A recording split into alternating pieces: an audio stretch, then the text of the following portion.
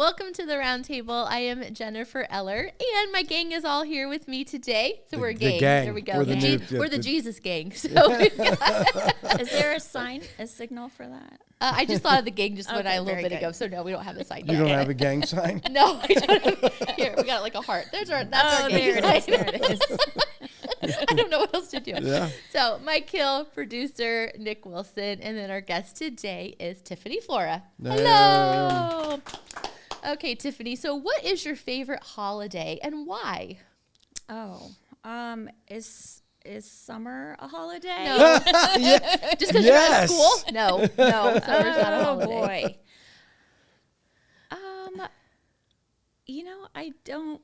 Well, holidays have been a little bit different for us recently, so I don't know that I have a favorite holiday. I like my kids' birthdays. Are those holidays? Sure. I mean, holidays for me have been, they've been really different my entire life. So, okay. I mean, that's probably part of the story. You might need me 3 parts. We can do that if that's what we need. So, so what was the last book that you read? Well, I'm reading a book by Ed Milet, I think. And I'm actually in a book study right now, and it's One More Thing, I think. So it's just, today during book study, I said, this is kind of like somebody told me once, I think it was you actually, the first time we sat down together, you said, what if it's just one more prayer? So this book study was very timely for me because in my mind I'm thinking one more prayer when it's really about, I don't know, work or something like that. But Gosh, so I had one some good more words of wisdom. You don't do. I? You do. So one more thing. One more thing, I think. Okay. Don't quote me on that, but Well, I I'm think going to that's look it what up is. afterwards because I'm about done. I need another book. It is. It's a pretty good book. We're only on chapter 3, and I actually have it in my car because there were some things in there today. But yes. So today I was like, somebody once said, what if it's just one more prayer? So the book study thing is like, do you guys have a club or? So not necessarily a club, but it is administrators from around the state. Oh, got it. And Okay. so we are just meeting together about once a month. But Yeah. So then you read a book and talk about it, or Yes. that's just a. Yep. Do you meet in person or do you Zoom? We're Zooming. You're Zooming. Yeah. Yeah, that's wonderful. So tell us about what was your life like before you found Jesus? Oh boy. So I'm the cliche story of I am the oldest of 4, and I like to say maybe my parents, I'm not sure what happened there, but they got married very young, and so they were trying to figure out life together. So church to me growing up was, there's this crisis going on. We all need to go to church. And then we would all, then it would be over. So that's how I grew up, kind of in a chaotic environment. And then I got married right out of college to a pastor's son. Okay, so that's cliche too, right? So we did not go to church. He And was a pastor's son and you didn't go to church? not well, sometimes sporadically. They were, he just had a different childhood. So anyway, Jesus was not really, not really a thing for me. On and off. And then when I had kids, then we tried to go regularly and get involved in church, and then there's circumstances in the family that you keep God at a distance, I think, instead of being accountable. How's that? So at the time when you dated this guy in high school or in college? Okay, so I've been married twice. Okay. and that's a whole nother session. Okay. So, yes. So the pastor's son, yes. And then So you guys dated in college and college, then, and decided then to get married. No and kids. Okay. And then that was done. Like quickly? No, I was married for 10 years. Oh, wow. Okay. So, and then I got married again, and now I have 2 kids. Okay. So from the learning curve from the first marriage to the second marriage. No. I really had no business, probably. I mean, I have 2 great kids, right? Yeah. So, the learning curve has been recent, like within the past 2 years, honestly. So, Okay. Yeah. Yeah, I just didn't know from that first marriage, it was like, okay, these are the things that. Do you want to know what my therapist says? Sure. I hope my mom's not watching this. My therapist has said that, so backstory is that I have a certification in educational neuroscience, which is just about how trauma affects, you. And so because of how my household was when I was growing up, which, they did the best they could, right? Mm-hmm. They were young. There were 4 kids. You try to recreate those patterns as an adult to try to heal those relationships. So basically that's what I've done for the most part is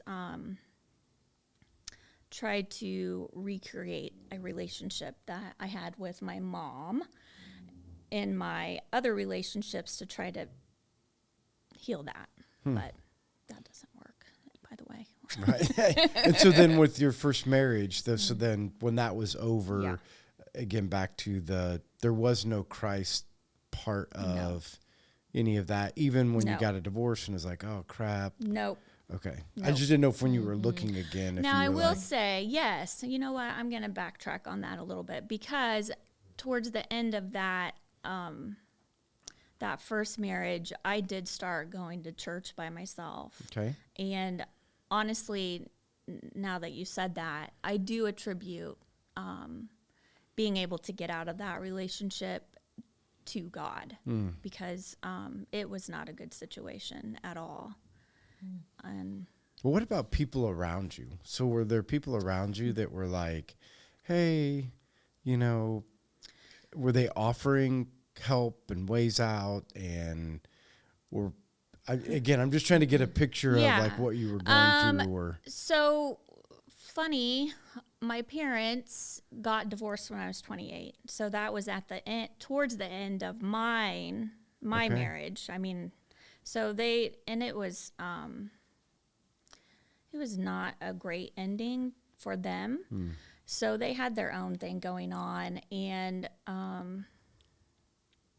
the situation I was in, not a lot of people knew what was going on. It was kind of like, you look like one thing on the outside, but there's a whole thing going on behind the closed doors. But well, can I just talk about that for a little bit? Yes. Because I'm You're curious, aren't you? Well, I'm just curious about the fact, because I do think that this is interesting. It is. The idea of the possibility of just not being known, right? Because, Right. You grew up, so this is all happening around here. It's not like you're in some huge city, right? Right. Right. So, you're in a Wabash County area, where it's a pretty small town. People know you and people who grew up with you and people that were around. Like, it's interesting that, and you somewhat live in the Bible Belt of America, and so interestingly that no one really was trying to come to you and walk you through a journey or even get to know you enough that would say, I know you and I know something's wrong and let me help. Like, there was nobody that really did that for you, or you just were like, I'm not gonna let anybody in. Probably a little bit of that. Okay. And I was going to church, but it's a big church. Okay. So it is what it is. Like, if you want to be seen, then you can make yourself seen, and if you don't want to be seen, then you just go and right. Nobody cares. I mean, I'm sure they care, but right. You can go and sit and be invisible. Yeah. Which at the time was probably okay for me. It was. Yeah. And there is one person that sticks out in my mind. I worked with her, and she went to the same church, and one service she came up and she said, "I bought you a new Bible. I thought you maybe needed a fresh Bible." And I thought, well, yes I do, and a whole fresh life. So yeah. So so I got out of that. And it is interesting though, because now that I'm far removed from that experience, people are like, we knew that was not a good situation, but no one really ever said, because I don't think that I ever opened up and said, I just have always made things work. Right. I mean, why would they have said that was a bad situation? What do you think they saw that you were? Well, it goes back to you try to heal that relationship with a core person in your life. And so, I've had some people with some narcissistic traits in my life. So, that person that I was married to first was totally like just narcissistic. And when you're in that situation and you're in that muck, it's so hard to see. But all the people around, definitely, they were. I have a question for you. Okay. Do you think that when you were dating him and you were married in the beginning, he was always a narcissist, or he became one later on? Always. Always. Yeah. So it's just something, because I've heard this word a lot lately in marriage counseling. A lot of, where I had never heard it for a long time, but in the past 5 years, I've heard a lot of, especially women saying like, "Hey, my husband's a narcissist," or "My husband's a narcissist." So, I mean, interestingly, I'm like, did that just come out, or did you marry one and just be okay with it? And now that now that I am far removed from that, and I'm, much older, I can see what happened in his life. Honestly, he had some circumstances as a child that in some aspects were trauma. So, I can see how it all evolved, but when you're in that situation, so I've learned a lot. Like, I would say he was more of an overt, like definitely people knew that, there was something. Right. But then there are also those covert who also have those tendencies, but it's a little more under the radar. Right. And it just comes out later on. Yes. Yeah. So then after you get a divorce, and so you're reassessing, so you don't want to be alone and you want to get married. Yeah, I didn't reassess long. No. That's what I was question. Yeah. That's what I was just wondering in that reassessment. I did not. Okay. Yeah. So, yes. So then So how long a time was it? Well, not much time. Like a week? Well, 2 months? And to be very honest, that first marriage was so hard for me to walk away from. There's a lot of, there were not all bad times. Yeah, there for were sure. good times. But I had taken probably that last year in that marriage, knowing that I was getting out of it. Right. I had to go. Right. But it was just getting the strength to go. So when you say how much time, kind of a year, but I think that it was just a matter of months before I jumped back into something. And did you know from the beginning that it was something that was going to be harder, or is it just like I'm recovering and I need? No, because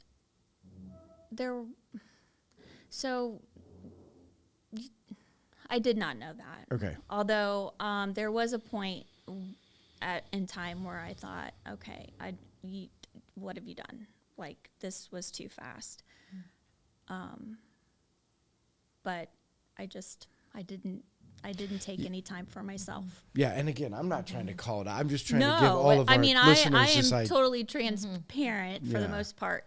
I did not take enough time to heal, I guess, and then you have, another relationship where you're getting some of the things that you didn't get in the relationship prior, and I just was okay. Here we go. Right. So here we go. We're going to heal this relationship from childhood. We're going to try again. Right. We're going to try again. And so you said then you got married and then you guys started going back to church? We did. After you had kids? Well, and I was going to church that whole time. It. Okay. And so. Was he? No. No. So then we did go to church with the kids when they were little. And then, and it just was a really big church. And then I don't know, I didn't feel connected much, obviously. So we tried a couple of other churches and didn't really feel connected to them. And then we started here. And then really, this is where we've been. So. Right. But when you started here, wasn't that your marriage kind of failing at the time when you came, or Nope. no? Okay. No, we had started coming here prior to that happening. Yes. So we came all together. So I guess describe from the time you got married till the time where like the struggles began, or this. I mean, I'm just trying to get a picture of. Because I only know pieces of your story. And here's my struggle, really, and I really kept, again, probably what you said. I kept quiet because I always said, this is not my story to tell. Well, I don't know why I thought that. And at this time, I'm like, this is my story to tell. Like, I have lived this story. So, I am in a relationship with this new person. We get pregnant. And it's, then you have a little baby. And there's some issues, addiction issues, that I had no idea that were, I did not know. You didn't know that I in the had beginning? no idea. Oh, I had really? no idea. So, so that happened, and I am just the fixer, right? That's my profession. That's what I do. I fix people, right? So I'm like, okay, let's do this. Game on. So I'm figuring out all these things. Let's do this, and it was just hoops, and it was me driving. Like, this is what we're gonna do, and so that worked for a little bit. And then there was another relapse. And, again, it was, let's do this, me driving everything. And then there was another relapse. And then there was this last one that was pretty big. So, yeah. Yeah, so talk about your faith journey in the middle of all of that. I mean, So, it's still evolving for the most part, but I did struggle, and I connected with Jenny first, who then connected me with her probably 2 years ago. Yeah. So it was a mess. I've literally been a mess for 2 years. I've probably done things incorrectly. I've prayed. Sometimes God would be everywhere. And I'd be like, okay, that was God. That was God. Like you, that was God. Right. And then he would be very quiet. And I think at one point I even sent you a text, and I said, do you think sometimes God Well, see, here's a question for you, because I hear you say you have these people in a ditch, right? Mm-hmm. So I'm like, I have this person in a ditch, in a really deep ditch. Mm-hmm. But at some point, that person starts to pull you down into the ditch, right? Mm-hmm. So I think I sent you a text and I said, does God ever just want to remove someone from your life? Is that what he wants to happen? Because I would pray and then I would feel like, God would hit me in the head. But it wasn't what I was thinking. I was thinking God is going to repair this. He's going to make this work. But then I would get hit. And after 2 years, I'm like, I'm not sure that's what God wants right now. Right. So it's for you to keep getting pulled into the ditch. Yes. Yeah. Yeah. And I was in the ditch.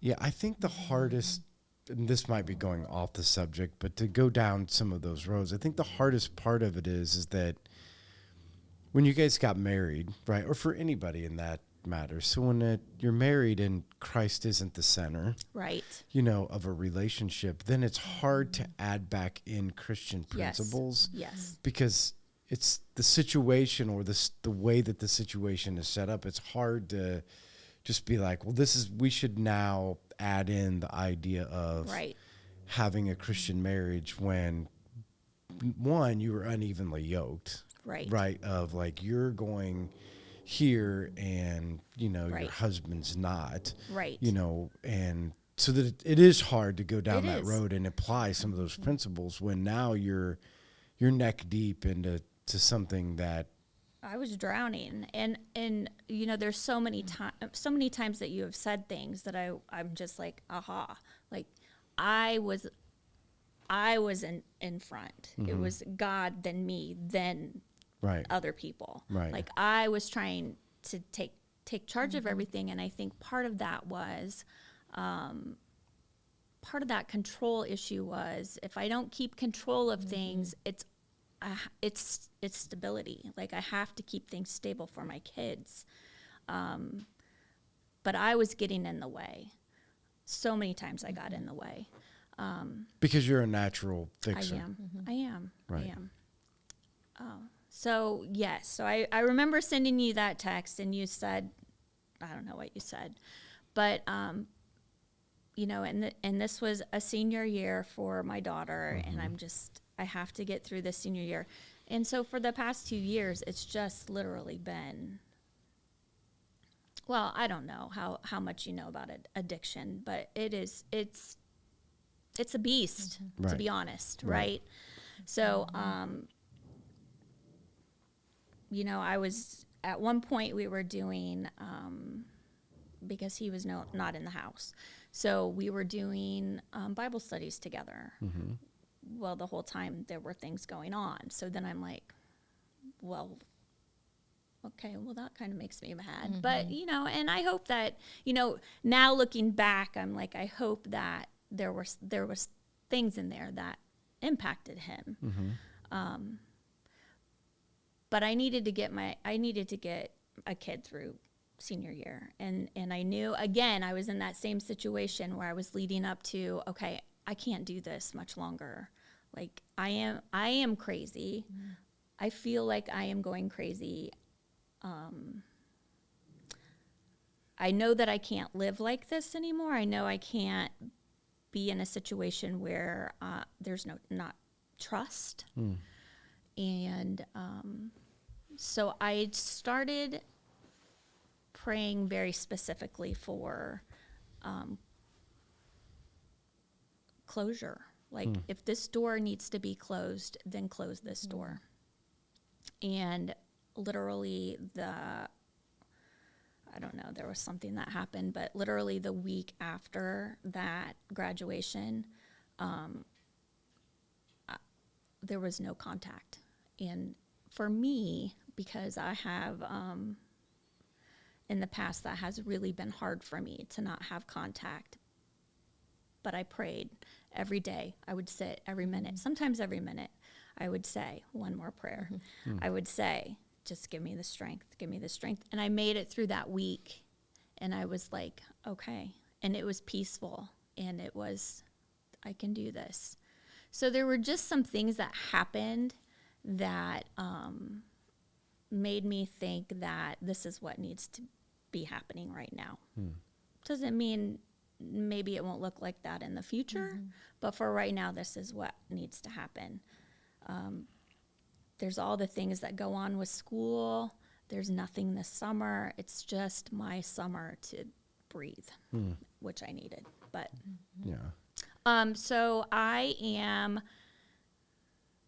just really working on my faith, because I've lived a lot of my life with fear instead of, it's faith over fear. Well, I was backwards for a lot of my life. So, but God has been showing up for me, and it is, it's pretty cool to see. So where are you at with are you guys still together? Are you guys? So I mean, you don't we're have to answer. amicable. I mean, for the most part, I think things are amicable. I need a break. Right. But you did get divorced. We did get divorced. Yes. You did? Okay, that was, I didn't know. So we got divorced early on. Oh, you did? We did, because... What's early on? Well, so there's some financial things going on. Right. And... Yeah, I remember all that part, but I don't remember. I didn't know that. So like 9 months after like the big thing happened or something. So the advice was, because we have an LLC, we had to get that separated. Right. So that happened early on, which was devastating for me, because I really didn't want that to happen. Right. But you didn't want the divorce to happen? I did not really want that to happen. I didn't feel like that at that time. That's what God wanted to happen. And so that's been a struggle for me. Like, I know God doesn't want marriages to fail, but I've also heard those words used as a way to manipulate. Like, maybe it's a very, very unhealthy situation, but I know you're working on your faith right now, so I'm going to say, well, God doesn't want marriages to fail. Does that make sense? Yeah, again, that's why I always go back to, because one of the constant questions I get is, when is it okay to get divorced? Right. I mean, that tends to be when I get involved in marriage counseling a lot of times is towards the end, because my recommendation, and I say this to all of my young premarital counseling, is my suggestion is, after you get married, meet with me once a year. Check with me. How are the principles going? Don't wait until something's wrong. Right. Like, proactively work on your marriage throughout all of the time. Don't wait until it's so bad. And so part of what people say is like, when is it okay? Because God says don't get divorced, right? So I always go back to, but you didn't get married based upon Christian principles. Right. And so it's hard to take the law that God has. The law didn't apply to you when you were married. Yes. How do you now go into it? Because I've seen people use this as a manipulation, but the law says, or God says, you're not supposed to get a divorce. Well, God also says that you shouldn't have got married if you weren't evenly yoked, or if neither one of you were Christians, then the foundation of your marriage wasn't in the law anyway. And again, there's some relational consequences that go with getting a divorce, but I've always said, like, sometimes it's better to get out of the toxicity in what you're showing your children. Correct. Because the other problem is your kids are looking at and watching something that's completely unhealthy. Yes. And tend to reproduce that in their next marriage. Correct. Or in their first marriage, is because they don't understand what a healthy thing is. And so salvaging it for the sake of salvaging it, just to say we're not divorced, but yet we're showing a unhealthy picture. Because I think it's funny. I think kids know more than you think. Oh, absolutely. I'm not even saying your kids. I'm saying in general. My kids do. Like, in general, we think you're hiding it, but no, you're not. Yeah, they really know. Yes, because now, my kids are telling me things that I didn't realize that they did pick up on when they were little. And now that they're older, they're like, oh, well, we remember, you know, this and this and this. And, you know, I always tried to protect them from things, but, you know, you don't really. And thankfully, you know, my kids, I'm pretty transparent with them. I think they have to know certain things because, you know, addiction can be a family disease, really. Right. So I have to be very transparent with them. And unfortunately, what happened, the big thing that happened, swooped up my daughter. So she was part of that whole thing and saw things that she shouldn't see. And so there's not a relationship there right now. And we're saying the big thing is an event. It is an event. Yeah, got it. Yeah, a big event. Okay. Which maybe I'll tell you off camera. I think I have an idea from when I met with them of what the event is. Yeah. But it was just something that was big enough that it transformed even the way your daughter views the situation. Yes. Yeah. Well, and since day one, that relationship, they were like this. I mean, like he rocked her to sleep every night when she was a baby. Wow. She was, I mean, they were very close. So that rocked her world a lot. Yeah, and hopefully that doesn't carry over into her relationship. No, with people, she has a very strong relationship. Her boyfriend's family, they've been together for 3 years, swooped her up, stepped into, you know, kind of that father role for her. I do hope that there's healing in that relationship. It's not mine to fix. I've learned that.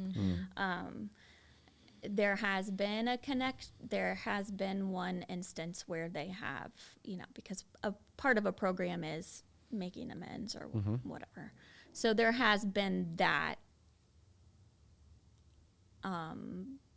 But whereas I was not given the gift of discernment, she has been given that gift. So I don't think that she felt like it was a genuine attempt, I guess. And I try not to ask too many questions again because I don't want that's not for me to figure out. And it's honestly not really for her to figure out. And I don't want her to think that you have to fix this. Right. Yeah, so if you could go back, because this is the thing that now everything that you know, so not even just in this relationship, just in knowing yourself, if you could go back and give advice to young girls before they get married, what advice would you give them?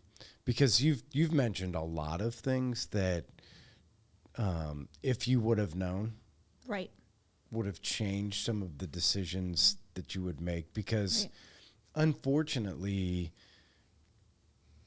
this becoming more commonplace, right? Of bad decisions and who we choose, you know, to spend the rest of your life with, and then it causes a ripple effect or a chain reaction. And a lot of people be saying, now that I know this, if I could have went back and teach my daughter something before she gets married, if I could give her advice, what would be some of the things that you would say to the young women that are listening?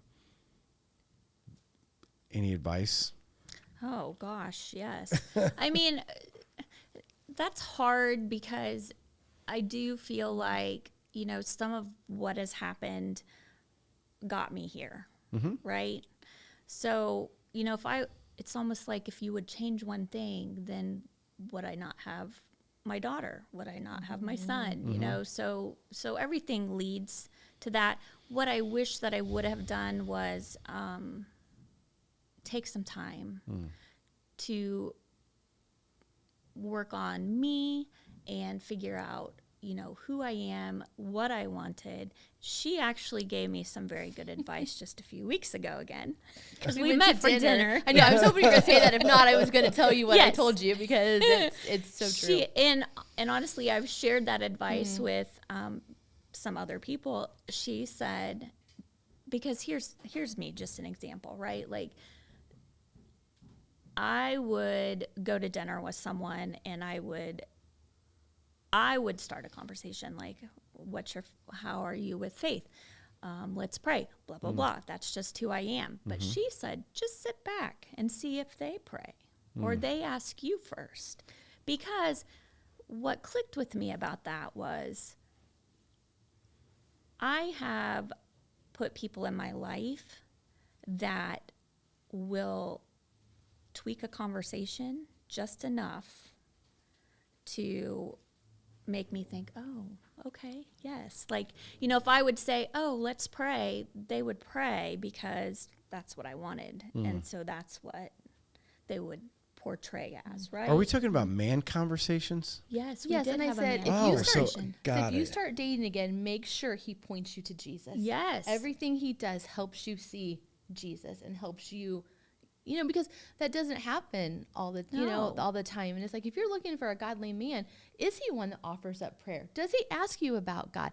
Does he help you see Jesus? And don't rush to that conversation to ask him, is it truly within his heart? Because people out there will say whatever you want to hear. And they'll say, oh, yeah, sure. Yeah, I'll pray. But it's like, church. No, is that really ingrained in you? Yes. Do you have a heart for the Lord? Yes. Is he your number one? And if he's not, then don't go there. Yes. Yeah, well, that was the second question I was going to ask. So now that you're reassessing again, right, or have been reassessing again, what is that advice there? What are those things that you're hoping to be different in the next man that you're with or choose to be with? And how hard is that? Because this is the thing that I've heard from people is that trying to find a godly man is not a easy proposition. I have not really looked. Okay. Yeah. I'm hoping that God just maybe at some point when it's time,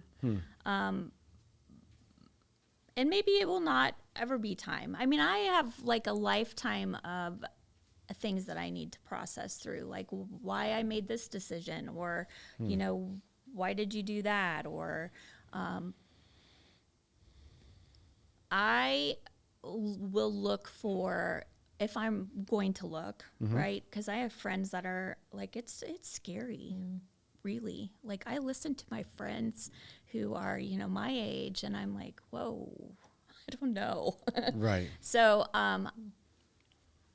just that. Like, I have not, my therapist says I need to look for someone who's very just nothing going on. Kind of boring. Right. No, it's just that. And, I always have had great intuition. And it's probably me not listening to God, to be honest. And it's that. It's like the God vibe. Like, I am now around people, and I'm like, I don't know, that vibe's a little off. Yeah. But just listening to myself, and that's what I've really had to work hard on, is quieting myself, letting someone else have control, and what will be, because there's some big picture out there that I have no idea. Right. And I can even imagine what it looks like at this point. Like, I just have been in the muck. I've been in the muck. Right. But it is that. Like, if I get into a relationship again with anyone, it is going to have to be much different than what I have done prior. So, and I think for a lot of women, the struggle is usually the same. So whether it's, because sometimes this works out, sometimes it doesn't work out. But most of the time, most women are going into a relationship with a man with the idea of fixing him or making him better. Yep. So high school dating relationships, most of the time, the woman is further along. College dating, the woman is further along. But there's the idea that I can fix him. I can make him better. Like, I have the ability.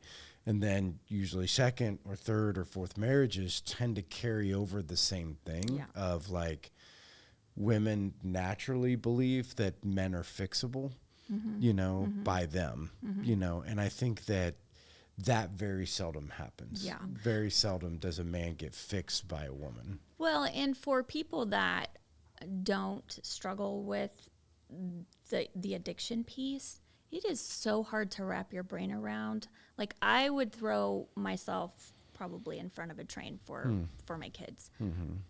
People with addiction, they would throw their family in front of a train for whatever, right? So for people that don't struggle with that, it's just hard for me to wrap my brain around, you know, how you give up everything, right? You lose everything. And so I do have some, it's almost like toxic empathy. Does that make sense? It's almost so much empathy for people that it becomes toxic, honestly. Right. Like,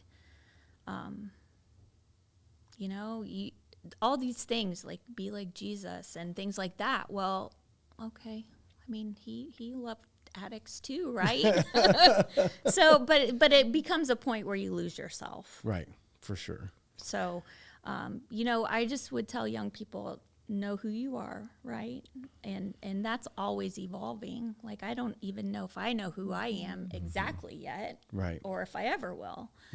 But as long as you lay that groundwork in faith, and that's what I never did, really, to be honest. So I'm doing things a little bit backwards, but yeah. And because I think it's hard because you know, one of the things we're talking about as a church is if you look at what's detrimental in the world today, it's unhealthy relationships, right? So it starts with even a very unhealthy relationship with Jesus, right? Like, people don't truly understand the relationship with Christ. And so it carries over into an unhealthy relationship with a man or a woman, and then an unhealthy relationship with our kids, and then an unhealthy, you know, it just, so the family, you know, and because a healthy relationship with Jesus starts with this idea that you are loved and you are a daughter of the King. Right. Like, you are, before anything else. You don't have to find your identity in a husband, and you don't have to find your identity in your children. Because if you look at a lot of the problems in marriage today is finding identity outside of our identity with Christ. So whether it's, you know, especially for a lot of moms, they find their identity in their children, you know, and then when that goes away, like, what's left? And, you know, we don't know what that looks like, or our identities in our work, or identities, you know, for men, or identities in our husbands or wives, or whatever that looks like. And so working on, you know, finding your identity in you are a daughter of the King. I am. And I just, you know, that's not something that I had at my foundation for a very long time. So, and I still have to, you know, self-talk that, like, I'm the daughter of the King. And, you know, I still pray for him. I'm not angry. I wouldn't want to. It's a hard life. It is a hard life, but I can't fix that. Right. So can you talk about some of the things that you are doing personally that are helping you become, you know, in your relationship? So I'm really spending a lot more time just myself, right? Doing Bible studies. I've surrounded myself with people that are walking with Christ. We talk about it all the time. I'm, you know, just trying to get myself out there. And I always, you know, maybe I'm going to have this great big testimony someday, but right now I have a little tiny testimony within a great big testimony, right? So, so I do share, and it is amazing to me because I didn't share. And you know what? You just really kind of brought something to my mind because, you said, why did you live like that and nobody really came? And like there were people that I just now have told that I've talked to for 2 years. And just this month I said, by the way, I am divorced. And they had no idea. So I do share some of that story. I don't share all of it, but it is amazing to me how many people are living with some similar circumstances. They will say, oh, well, my husband is this and this is happening in our house. And so to me, it just is the right time for me to tell my story. Because like I said, I used to say, this isn't my story to tell, but it is my story to tell. It's been ugly and messy, and, I've made mistakes along the way. But, yeah, so I just, I tried to get on the worship team. Like, I want to sing too, but I have to get some vocal lessons. So if you do vocal lessons and you want to give me vocal lessons, get a hold of Jennifer. I would love to see you up there singing. Yes. So my daughter is a musician. Oh, wow. She plays the bass and sings and is in theater. And so, I'm helping with VBS. So I'm really just trying to do things a little bit differently in my life and surround myself with people that will be good role models for me in my walk. Right. Because I haven't really done that in my life. Right. So having a new support system. Yes. Right. Yes. And a new way of Yep. looking at or evaluating or. And just being totally fine with where I'm at. So right after graduation, for me, I have to be essentially no contact for a little bit, just because there's so much with addiction, and someone who's lived a life of that, they're very good at it. And I just needed some space. So for me, it is not because I'm mad or not because I'm bitter.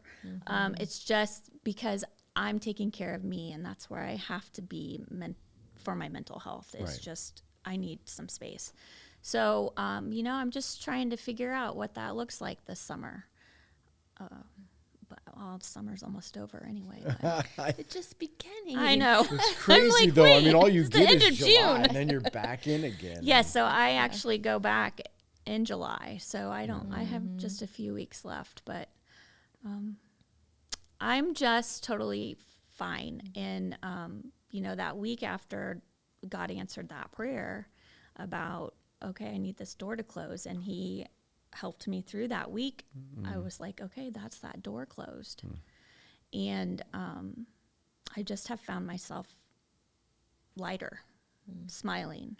So I know this is where I need to be right now, and it's still, it's still evolving, but I am not, I'm just going to be here. I'm just going to listen. Yeah.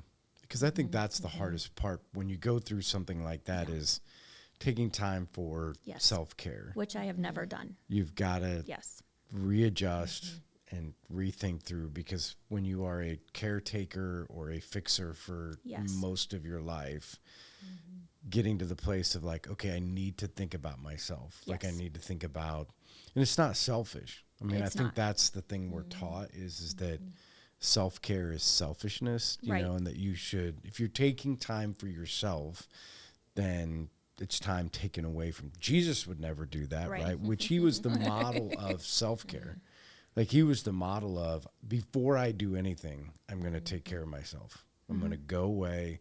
I'm going to be alone. I'm going to take the time that I need. I'm going to be, there's crowds and crowds and crowds of people waiting on him, but he went alone. Yes. He went to the other side. He disconnected himself because he knew what we should all learn. If there is nothing of you, you can give nothing to somebody else. That's right. Right. And so we have to be able to know that we have something inside of us to be able to give. Yes. And I think we think that effort equals change, and I don't think that's true. No, and honestly, I just be still, right? Like I just need to be still. And it's funny that you said that, because my book today, part of the chapter was sometimes you get emptied completely out just so you can get filled back up. Right.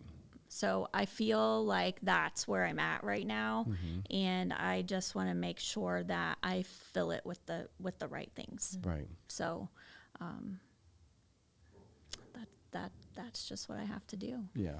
And it can be, I'm 52 years old, and I starting over in some ways, right? But it's kind of exciting because I get to do it differently.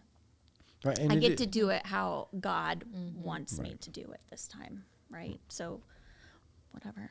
Yeah, and I think that's sometimes it's hard to look at it that way, but knowing that the new chapters of life, the new story, that you're going to be writing, is and can be beautiful. Yes, and it gets to the point where the bad feeling outweighs the good feeling, and then that's when I knew when the weight was tipping a little bit on, okay, I can't feel like God would not want me to feel like this every single day. Right. And the same for him, right? Like, that's a hard life. And then you have this person who is essentially being a mother, right? That's the role I had. So it just was not good. Right. Right. But the great opportunity that God gives you to write a new story. It is. It is a great opportunity. It can be scary, ladies. Ladies in your 50s, starting over. It is scary, but I keep saying, you know what? Be scared and do it anyway. Right. Because I'm excited to see my story unfold. Right. So whether that's just, me being a mom and finding out who I am in this faith walk, then great, awesome. If that's something else, then great, awesome. But I know what that needs to look like now. So good. Jennifer, we're getting to the end. Do you have any questions that we didn't get to, or Tiffani, anything you want to add to anything that we've talked about? So, well, again, I thank you for coming on and sharing, because I think that's what you talked about today, I think, is the number one problem moving forward that's going to have to be addressed. Is from your childhood, there were relationship things that went on top of relationship things, that went on top of relationship things. And until you could figure that piece out, piling things on never helped and never moved forward from a healthy relationship standpoint. And I think just you sharing your story of how that unfolded, and now how you can feel what being healthy is looking like, right? Because for so long, I think even when you're young, you don't know what healthy is. No. Like you think you are, but we don't know what a healthy relationship looks like. And so thank you for sharing that. You're welcome. And thank you for, because it's not easy to share, when things aren't. It's not easy to be, especially when it's something as, especially when it's a story that, it involves addiction, and it, it's, there's some shame in there also. But I always say, name it to tame it, right? Like, and if one person hears this story and they're like, oh, well, that's my story, then great. It's good. Yeah, and that's what we're hoping for. I'm hoping that for anybody that's out there, that it's, whether they're listening or whether they're watching, that they can identify when things aren't healthy in their relationships, and that they can get help. Yes. Right? So that was the thing. Like, now looking back, I can see all the ways that God was preparing our family for this, right? So, I had my daughter started going to therapy in 7th grade. She just came and said, I need to be in therapy. Fine, go to therapy. Let your kids go to therapy. Right. So she already had a very strong base in therapy. I could feel things were not right. I'm like, let's sit down and talk and figure this out. He was the avoidant in the relationship. Let's not talk it out because I have too many things I don't want to talk about. Right. So I started therapy. So I was already in therapy and had that solid foundation. So there were so many pieces that God had already put in place for this to all happen. Yeah. As awful as it was at the time, there was I can see the path, honestly. Yeah, a bigger plan. Yes, God had a bigger plan. Yes. It's a season. How's that? Yeah. We were in a season. Yeah. And we may still be in a season. I don't know. And what will be cool is when you come back on next year. Yes. And you can say, like, look at the things that God has done. And I'll sing a song. Yeah, so when this comes out, make sure that you like, share, or comment, because we want to make sure that your story gets out there so that people can be able to hear about it. So anytime that you like, share, or comment, it just gets onto more people's feeds. And we'd love for you, if you are listening, go to our YouTube channel and make sure that you watch. And while you're there, make sure that you subscribe, and because it's great to see the set, good to see Tiffani, good to be able to see what we're doing here. And do you come to first, second service? I mean, is it? So it's a little weird. So he comes with my son to first service. Okay. And then I come with my daughter to second service. Okay. So we are all here. Yeah. So if you see you at second service, make sure that, you come up and say hi. But again, just thanks for coming on. Yep. Thanks for sharing. Thanks for having me. Thanks everybody for joining us, and we'll see you guys next week. Bye.